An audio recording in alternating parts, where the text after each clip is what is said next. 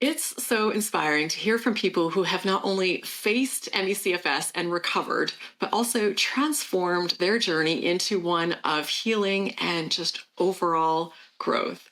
I am thrilled to bring back my guest today, the incredible Anna Grear, who has a unique perspective shaped by her own 3-decade journey with this condition. After 30 years, she's practically written the book on ME/CFS. And spoiler alert, it has a happy ending. Hi, everyone. I'm Raelan Agle, and this is a space dedicated to sharing recovery stories from conditions like ME/CFS and long COVID. It's all about learning from each other so we can make better choices for our health. Because let's be honest, we've all Googled some questionable things at 2 a.m. and could probably benefit from some more concrete and reliable guidance. I am so excited to talk to Anna again over in Dorset, England, who blends science-based health approaches with explorations of things like past traumas and limiting beliefs, helping others not only recover, but experience spiritual expansion along the way. As a longtime moderator as well in my Facebook group, I've witnessed firsthand how her approach deeply resonates with our community. If wisdom were a currency, she'd be making it rain. So let's dive in and welcome back, Anna. Anna, amazing to have you here. Thanks for doing this. It's an absolute pleasure. It's lovely to see you again, Raelan. Oh my goodness. So it's been about 2 years since the last time you were here. I can't believe how time is flying. For those of you who missed that first interview of yours, can you give us, I know it's a big ask, but a sort of quick or a summary of what your health journey has been until now that's brought you to where you are today doing the work that you do? Yes, I first got ME/CFS in about 1990. It was diagnosed 2 years later. I spent quite a bit of time back then bedbound and circling a bed, crawling to the loo, crawling back, crying, not able to tolerate light noise. I mean, it's very familiar, I'm sure, to a lot of people who have this condition. Gradually crawled my way out of that. So I was living with it at a slightly lesser level for a number of years. Got well enough eventually through part-time study to go and study to do law, became a legal academic. And then in about 2004, had another quite serious relapse. That's when I went on an anti-candida regime and did various other things. Managed to get well enough to hold down my career for about a good 10-year progress. But again, I was doing things like crying in the toilet before giving lectures. It wasn't plain sailing, even though at that time I didn't identify as being a sufferer from it anymore. I knew I had to be careful, but I was still up against it a bit. And then in 2016, I had quite a serious relapse. And that was the relapse that really introduced me to health optimization science and really took me on the journey I've been on now towards a commitment to radical healing and radical well-being, so way beyond recovery. And so that's kind of what called me into the work I now do. I realized that ME/CFS and academia are fundamentally incompatible. And after COVID, of course, being clinically vulnerable, constantly exposed to the viral soup that you get in small rooms when you've got international students from all over the planet, it didn't look like a good future plan. So I retrained alongside my work by going part-time, and now I do what I do, which is working. I always joke that I'm a healer disguised as a hypnotist. So, I mean, you talk about, I've heard you say the body is guru or talking about the body's intelligence. So tell us what that means. What that means, Raelan, to me, is that we're learning so much about the fundamental evolutionary intelligence of the body. I mean, if you think about evolution, there was a single cell organism that became more and more complex over time. Mitochondria are these ancient organelles. We have trillions of them in our body that, form clusters and having highly intelligent communication with the gut microbiome and all sorts of systems in the body. So I think of the body as a complex system, an intelligent, emergent, complex system that's constantly in communication with itself and the materiality of its environments. Now, to me, the body as guru means two things. It means really becoming aware introspectively from the inside of somatic signals from the body as an intelligent system and really learning to respect and be led by that in intelligent ways. But to do that well, we need to know how the body functions. So we kind of need to know things like sunlight is an extraordinary signal to the entire system that governs the circadian hygiene, that governs all the operations in the body. And if that's off, if we're unaligned to that with toxic light in our houses, blue light at the inappropriate times of day, we're setting up cellular signaling, circadian signaling as well, that means that the body gets dysregulated.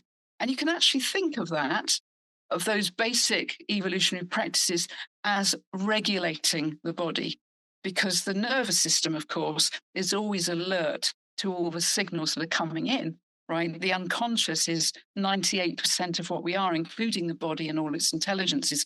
So for me, the body as guru is coming home to the fact that we're fundamentally embodied beings, earthlings, creatures on a planet which is made up of kind of networks of intelligence, communicative systems, and that we're kind of porous in the sense that we're open to the world. We're open to light, we're open to darkness, we're open to fluids.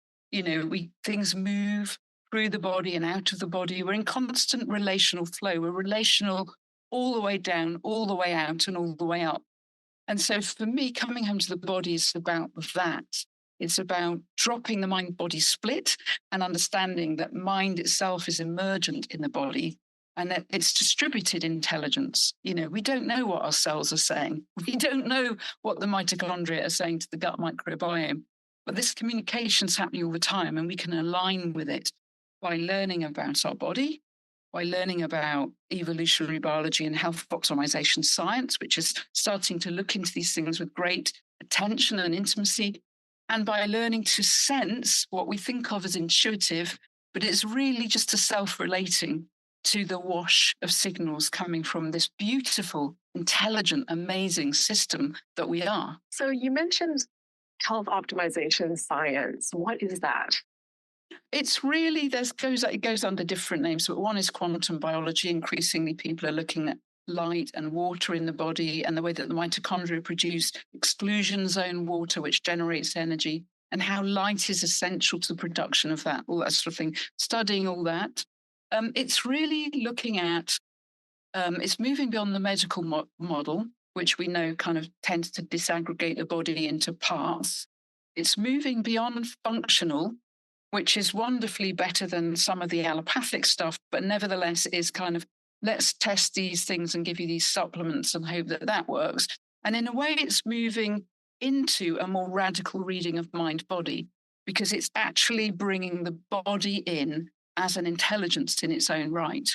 So they'll be looking at things like the movement of cells, the way that cells communicate in clusters, the way that we have, for example, an endocannabinoid system on natural, internally produced cannabinoids that we can bring online through cold water exposure and all sorts of things. Just ways of understanding this remarkable thing that the body is. So for people facing conditions like ME/CFS or long COVID, like most of our watchers and listeners right now, what does this mean for them as they approach their recovery? I think it means some really fundamental things. I think it means really good circadian hygiene for sleep efficiency, not just time spent in bed.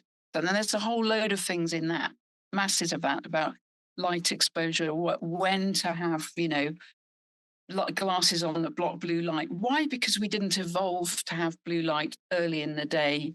It's an afternoon signal in evolutionary terms, but we mess ourselves up with all this inappropriate lighting.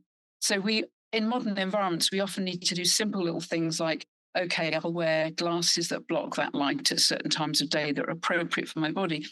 But there's, meal timing, all sorts of things go into circadian hygiene. Then you're looking at nutrient sufficiency. The body's an amino acid hunting machine. So you need to be sure that you've got enough amino acids, essential amino acids. That means protein with all the amino acids in it. And there are ways of doing that as a vegetarian. It's very easy with meat, but that kind of whole thing about supplementing, because you want protein to replace the amino acids that you're using as energy during the day. It's not just a fuel, it's a rebuilding thing. It's replacing used amino acids for muscle development. It means studying and understanding the fact that skeletal muscle is absolutely key to the function of the brain and the body. So it's about a holistic understanding of those things. So circadian hygiene, good nutrients, sufficient fiber and variety for a healthy gut microbiome, adequate hydration, some movement appropriate to the stage that someone's at. So it might be micro movements. It might be sitting up at first if you're bed bound with support at first and then maybe less support. And you've done this, Raelan. You know how important gradual introduction of movement is. Proper social connection, which can come in various ways, and nervous system work, understanding the multiplicity of stressors on the system and understanding how to live in a way that means that we have resilience and a capacity to expand so that we're not driven and contracted around those stressors. So those kind of fundamental things, so light, nutrients, water, social connection, movement, and a calm system. So this is definitely in line with a lot of what I'm hearing, what we're hearing about these conditions. But I think there's still a lot of misconceptions about conditions like ME/CFS and long COVID. So are you seeing that? And what do you think some of those things are? I think one of the leading misconceptions that's around it is all the nervous system. I don't believe that. I don't accept that. I know of many people who've done masses of nervous system work, but they're still ill because there are other factors in play. I would say one of the fundamental misunderstandings as well is that we run around chasing symptoms. And it's very natural that we do. We look for various solutions for various symptoms. And I did it for years, Raelan. For years, I ran round after modality, promise after promise, chasing the dream of, will this thing finally help me recover? And what does recover mean? Go back to where? Is it appropriate even to go back to where I started? Or is it better actually to have a broader, wider, deeper vision of what it means to be a healthy human being, right? So there's loads of questions in there. And I think one of the biggest misunderstandings is this oversight of the fact that we are creatures that have evolved over a long time. And if you look at the kind of almost epidemic levels of chronicity now, so you've got ME/CFS, you've got long COVID, you've got autoimmune disease, cancer, heart disease, all these chronicities. If there was any other species that was throwing up those kind of conditions, you'd go, what's going on in their environment? You wouldn't be looking at individuals in the species and saying, let's just give that one drugs and let's just massage that one, whatever. So there's a fundamental missing piece in all of this, which I think is evolutionary intelligence. How did we evolve over millennia on this amazing planet? How do we attune to that and live in alignment with that? To me, that's one of the biggest missing pieces. And of course, the nervous system is key in that, in the sense that we did not evolve to live in constant fight or flight. We did not evolve to live in freeze. Those were meant to be acute responses to particular situations. A predator, a lion comes in this room, I'm going to need fight or flight, right? I want all those good drugs online so that my body will move quickly. But contemporary life, since at least the Industrial Revolution onwards, has produced this ongoing drip of chronic stress all the time. That's not how we evolved to flourish. So I think those big picture things are often missing in the story of ME/CFS and long COVID. See how it's understandably challenging for people to figure out, where am I supposed to go from here? And they watch all these recovery stories and there's different strategies, and lots of people are having great success with nervous system work. Other people, not so much. Some people, it's a small part of their puzzle.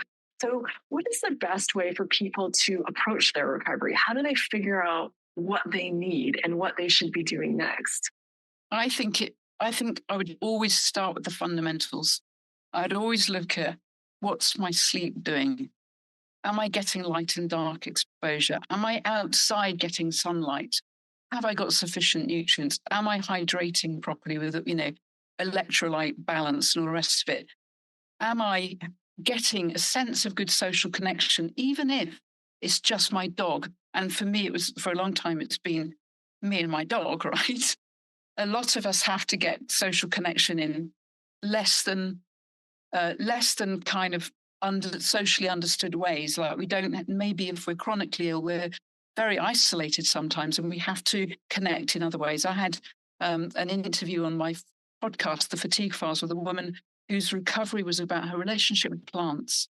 And it was a relational thing. So enough social connection. It comes down to these very, very basic human needs, actually. But once you look into what's going on under the hood of those basic human needs, you realize how much gorgeous depth and support and complexity is going on behind that.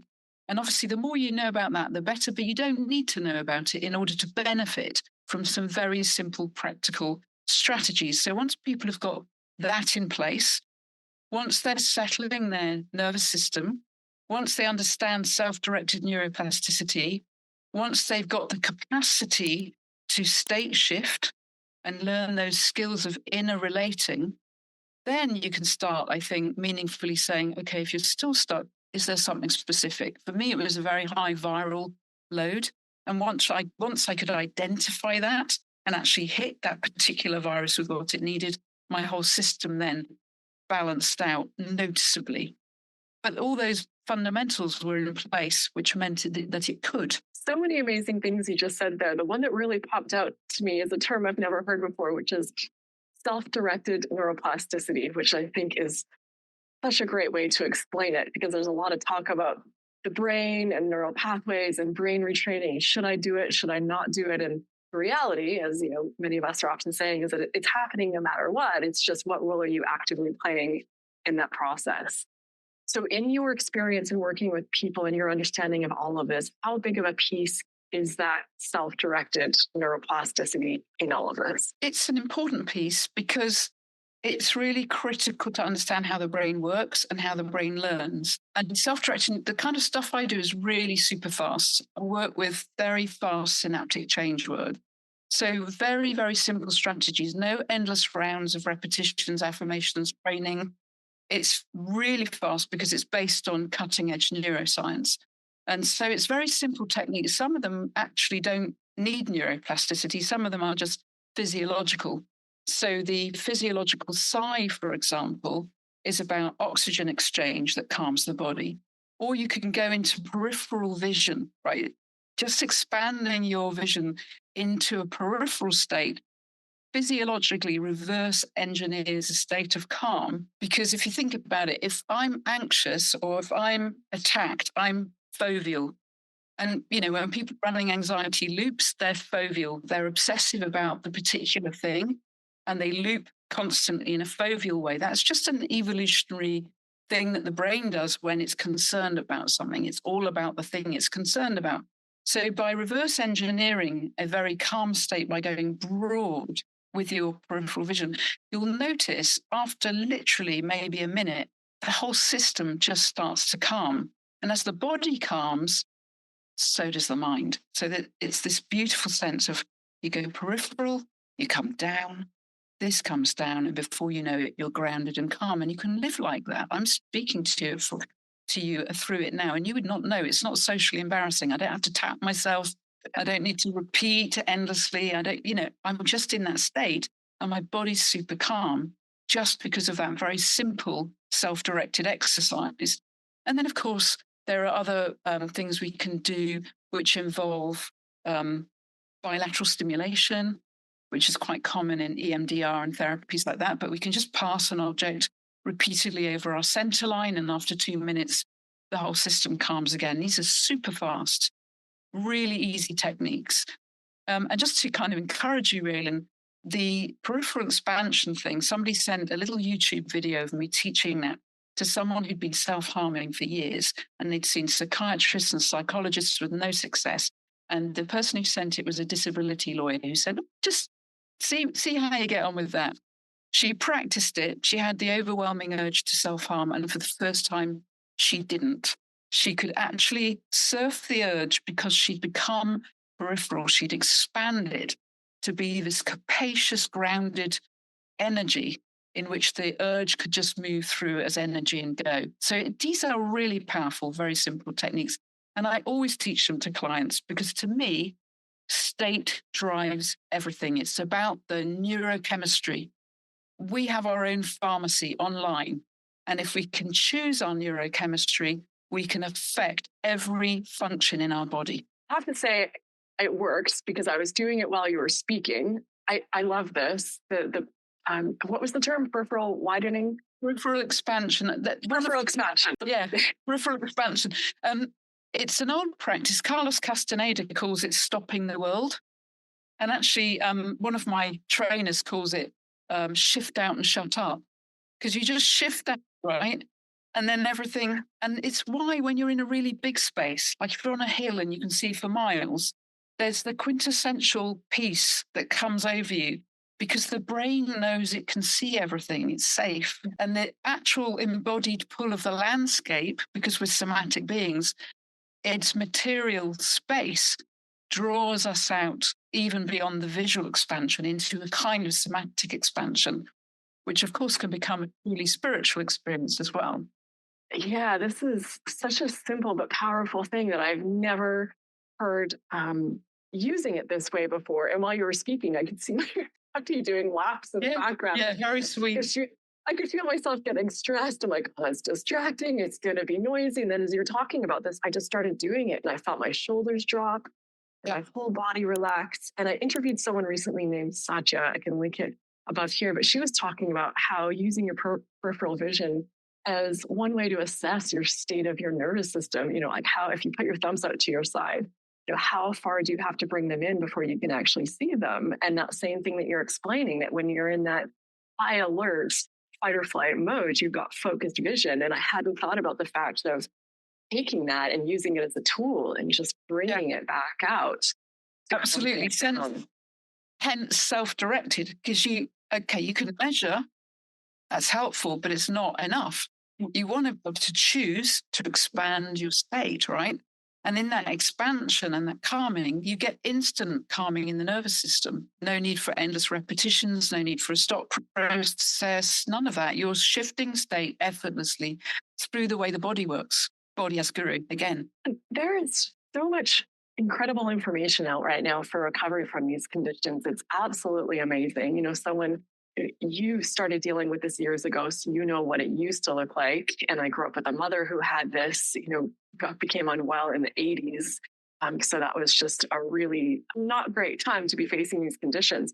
But we still have millions and millions of people around the world who are facing these and just aren't getting what they need, can't figure out the direction that they need to go. So what do you think are some of the barriers that are happening right now to recovery, to keeping people from finding what they need or figuring out what they need or holding them back in this process? Okay, so I think one thing is the mismatch between the way we live and the body, the evolutionary needs of the body and the way that we live in contemporary capitalist speedy societies. That's one block. And then, of course, because of the commitments of that system to particular ways of looking at the body, there's a lot of ignorance about the body itself. I mean, the average doctor doesn't know about health optimization strategies. It's all about symptoms, illness, and giving drugs. And that's the way, nothing against doctors, that's the way they're trained by and large. And some of them are absolutely wonderful. And I'm not knocking it. Western medicine can do some miraculous things. It is quite poor, I think, at these chronic conditions. And so there's a lot of ignorance. Then you think about the industrial food production. A lot of that is not food. A lot of food production is actually a toxin delivery system. And many people, they make their choices without really understanding what they're putting into their body, how it's affecting their body, what's it actually doing. Because the feedback isn't necessarily instant. These things can take years and years to develop. And there's a kind of whole backstory of things. And then there's just stressors, environmental toxins, emotional stressors, stresses in the workplace, endless demands, the constantly on society, the need to internalize the speed of capitalism and always look busy if you're in certain kinds of jobs. All that, I think, is an impediment to recovery because that is the cultural norm. And so for people to get recovery, they often have to step outside the cultural norm and not live like, quote, normal people. But actually, they have to return to something that's actually fundamentally much healthier than how the normal person lives. And so I think that can be an impediment. And it can be a bit socially weird. Like, if somebody asks me out to something at 8 in the evening, I'm probably not going to go because I know that I do best when I'm preparing for my sleep in a slow build up towards my evening, heating up to cool down to sleep, all that stuff. And that takes a little bit of commitment. But to me, the payoff is immense because I get to have this healthy, joyful way of being in the world as a result of living in tune with my body, understanding what my body needs, and also, the deeper stuff, the spiritual practice. We can talk about that maybe. But there are many impediments, and it's to do with the closures of the groupthink of the society in which we live. Yeah, you bring up a really good point. And it's like you're going through life. You can see how people are set up to fail. It's like, I'm going to go to the restaurant and 90% of the menu are things that are going to nourish my body, depending on where you're eating. So I have to go to that one little small section and be outside of the norm. Or I don't go out to that late event because I know I need my sleep. Or I'm the one person at the party who's not knocking back a bunch of wine. Or, it's just, you're just quite often over and over. I'm not working 14 hours a day. I'm not plugged into a digital device 12 hours a day, not talking to actual humans. It's living your life in a way that goes against everything that is normalized for you. So, and I think you can normalize it for yourself, but that really takes time. And these habits take time to change. And when the whole world isn't set out to support them, you can see how people really struggle and even question and like, why am I the one doing when I work during the day and I go to these co-working spaces and I'll take a meditation break in the afternoon. And I think I have all this work to do and I don't see anyone else taking a meditation break. But then I think I know where it gets me if I just go, go, go. So yeah, you can see, I just really normalizes and validates that people are having a tough time because the world isn't really set up to help you to thrive. Absolutely. It's absolutely the opposite. If you wanted to design a society that angled itself at problematizing being in a body, this is how you would do it, right? And you see as well, it has an effect on ecology, planetary systems. It's starting to affect, the whole planet, the way that we live. I say we, it's not everyone. I mean, indigenous tribes are not responsible for what we're dealing with, right? We have to think about where it really lands. And it really lands in a set of values that are extremely health destroying and antithetical to health. And so I think that all stands like a kind of cloud in front of what people can understand and perceive. And that's why it's really important, I think, to start thinking about, how did the body evolve? What do we really need as human beings in order to flourish? And this is the fundamental question. How do we come home to ourselves as embodied beings? How do we come home to ourselves as creaturely beings with incredible spiritual capacities as well? That's the key. I would love people to get beyond the question of how do I recover to the question of how do I grow and heal? How do I flourish? How do I go all the way in this life so that if I'm lucky enough to have a deathbed, I lie on that deathbed thinking that was a life well lived. Even if I was chronically ill, I can evolve, I can heal within that. But if I'm putting in the health optimization layers, there's a chance that I can also get the whole physical system flourishing again. And I think too, we all have different understandings of humans, of life and all of that. And whether you're coming at this from an understanding of evolution or nature or God, I think we all agree that we are in bodies that are in a state designed in a way to thrive in a certain environment. And I think we can all agree it isn't the environment, are living in. And I'm wondering, because you also mentioned spirituality briefly. So how does that tie into all of this? For me, it's core and central because spirituality is really about coming home to that fundamental, beautiful awareness that lies under all our little stories of who we are and all our reactivities and all of that. And that there's a beautiful process, I think, of homecoming where we become that space of peace. We become that awareness that is full of letting go, kind of radical lovingness, which applied to self becomes intrinsically healing. And over time, as we heal our inner wounds, as we deal with our attachment traumas and all the stuff that we have to deal with as humans, to me, spirituality is about transforming that to become this wonderful identification with this fundamental ground of being. And we can become the kind of atmosphere as we walk through the world where other people, should they choose to, can come up for air. In other words, we become more thoroughly relational, more thoroughly embodied, more alive at a cellular level. Because for me, spiritual awakening is cellular. It's not just an idea, it's not just out there, it's something to do with the way that the body catches fire energetically, and it's cellular, and we become an emanation, a field of loving awareness in which others can sense our unconditional positive regard. And to me, that's a fundamental act of healing, both for self and other, because we're relational all the way down. And so for me, spiritual practice has always been key to my own particular journey. And I see, Raelan, I see the health stuff I do as intrinsic to my spiritual practice, because the kind of energies that move through my system as a spiritual practitioner require a nervous system that can metabolize them, requires a body that doesn't get exhausted by the kind of energies that move through the system. And it's interesting because actually, I think MECFS is not a spiritual disease, but is a spiritual invitation if we're willing to take it. And I have to say that some of my deepest learnings have been in the times of greatest illness, have been then the times when all I'm left to is the depths, is going down deep to do the inner work and then re-emerge. So there's something kind of chrysalis-like in a way for some of us on this path.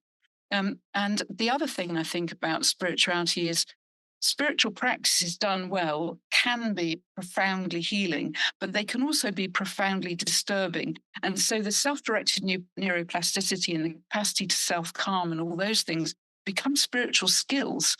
Because when you're meditating, it's not necessarily about getting calm. I'm sure you've found this in your own meditation. Sometimes when you meditate, what comes up is a painful energy. And all you're invited to do there is to be capacious enough to fall behind the energy, not touch it, allow it to move through the body and transmute. And then it becomes part of the bliss that makes up your bodily experience of an awakened self. So there's something really, really beautiful here around spirituality. And I find increasingly my clients, quite a few of them are having energetic awakenings. And I'm having to work with them at that level around their symptoms. It's fascinating. I love this. And I think this is 100% bang on. But when you were speaking and you talked about the spiritual invitation, I had this vision of all these people watching going like, where do I deny this invitation? Like, but I do not accept. Yeah, it's not, absolutely. it's a really challenging thing to go through. It really is. And it's really difficult to frame it as any kind of gift.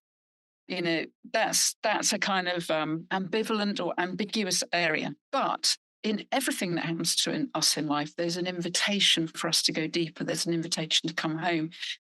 Nobody ever said spirituality or healing is easy. And I think that's the other thing. There's a lot of glibness around spirituality as if it's all about bliss and peace and transcendence. No, actually, that's if you want to swim in the shallows. Right? If you just want to feel better about yourself, fine. To me, that's not what genuine spirituality is about. Genuine spirituality is about doing this deep work. And that's deep work of confronting and allowing life to teach you. And that can be bloody painful. That can be really, really hard. But for those that take that invitation, it is intrinsically transformative. And that's what I see time and time again. And also, if you think about it, if you want to talk about nervous system settling, right, let's jump into that. If you can practice letting go and surrendering and saying, I don't understand the purpose of this, but I radically accept and allow this, even as I choose to move through towards health, that balance. If you have that fundamental letting go-ness in your system, you're going to be calm and expansive, and you're more likely to heal than if you're fighting, resisting, all that sort of stuff, contracting around your stories. That's intrinsically more difficult to heal from that position because you're tense, right?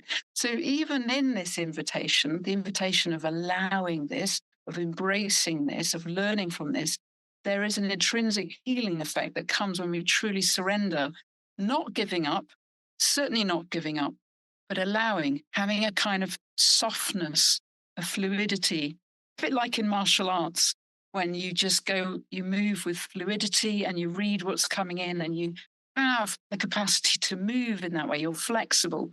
A flexible self will always be more resilient than a self that's resistant and tight. So, what does it look like when you work with clients, work with people who are facing these conditions? How do you approach that? And what kind of support do you have available for people? Okay. So I work one to one and I have a kind of program which is in the process of mutating. But just to run through the phases of the program, hypnosis is a key part of all that. So there's lots of hypnotic recordings. But basically, stage one is breaking limits, breaking unconscious beliefs in limits. So there's some experiences of kind of expanding the imaginary and breaking through. Then there's the self-calibration exercise that goes through body, mind, emotion, spirit. It's a very long exercise of practices. And the idea is not to kind of intimidate people, but it's so that they can identify easy wins. They can go, oh, of these circadian practices, I can easily institute these 3 and I'll get really good results. Same with all the emotional, mental stuff. It's a checklist against which you can then build progress. It then moves into self-directed neuroplasticity, to a whole series of techniques for self-calming and instant expansion, and training in going into trance, so trance training, and self-hypnosis training. Self-hypnosis is an amazing skill because you can take yourself down into very resourceful states, drop a suggestion in and come out. I speak to my unconscious all the time. I did a deal with it. When I got post-exertional malaise, I used to get this all-over horrible scraping sensation. And I dropped into trance and spoke to my unconscious mind and said, look, if you give me a traffic light system and you give me an amber light, I'll listen. Can we just not have the PM anymore? Sure enough, when I was doing something and I got a little amber light, if I sensed that amber light and obeyed, I didn't get PM.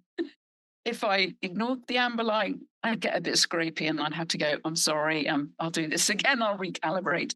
So there are ways of working with yourself that are extraordinary. Then it goes into layers of going deeper in the unconscious mind, dream work, somatic processing work, and some free-form processes for working with issues that you can take to the unconscious mind. Okay, I've got this issue, and you go into a kind of process, you come out and it's kind of resolving for you. Then there's a layer around training your intuition, so sensing the body interoceptively and more sensory work exteroceptively before some meditation experiences and spiritual journeys with music and sound effects and hypnosis about developing spiritual characteristics, love, joy, compassion, equanimity, but also altered states of consciousness.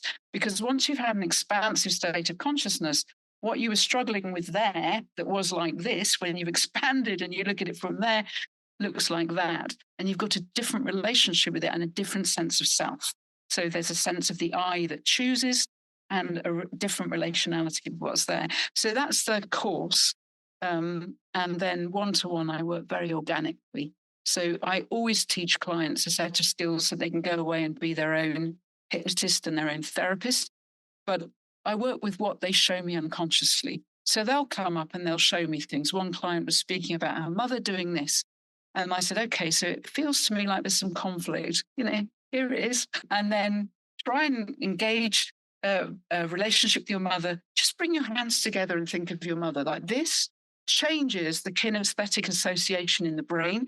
It's rapidly reorganizing synaptic connections. It enabled the client to feel differently about the mother because she's moved from this kinesthetic association to this one with all its metaphorical significance in her body. So I do lots of that kind of stuff. So basically, Raelan, working with the unconscious is an incredible privilege because it's a really fast way to help people actualize change because we are 98% unconscious. So working there, getting the little cognitive blocks out of the way is very powerful work. And honestly, it's such a privilege to do it. This is incredible. And for people watching, everything is listed in the video description. So I really encourage you to expand that, check out what Anna has available, see how you can get in touch with her. Anyway, you can get some more Anna in your life. I think is a really good thing to do because I just adore you. I'm so grateful that you're out in the world doing what you do. And also for people watching, if you're not already a part of it, I started a Facebook group quite some time ago and it's got 11,000 people in it now. And when I first started it, I thought the last thing the world needs is another Facebook group. But we've really worked hard over the years, and now there's a whole team of people there supporting people, including Anna. So you can get more of her in your life through that group as well. I'll link it in the video description. But it's a very optimistic, supportive, recovery-focused space. A lot of spaces online, unfortunately, aren't so healthy and aren't so supportive. And this is something that you're looking for. Anna's there along with another team of amazing people, Jack, Angela, Lita, Alexander, Anna, just great people who have been through this journey as well, to help guide you along the way. So yeah, that will be linked. And also I'll put up here on the screen Anna's first interview that she did a couple of years ago. Really powerful, really great insights from her journey. So if you haven't seen that, it is a must watch. Such good discussion. So thank you. Thank you so much, Anna, for being here and for all the amazing work that you do. No, it was an absolute privilege to spend time with you, Raelan, and right back at you with all that you do. I mean, the work you're doing is immense and incredibly important and utterly positive. And that community, that 11,000 people, that's because of you, Raelan. The work you're doing in the world is extraordinary. Oh, that's very kind of you to say. I appreciate you saying that. Thank you again. Thank you to those of you watching, and I hope to see you in this next video with Hannah.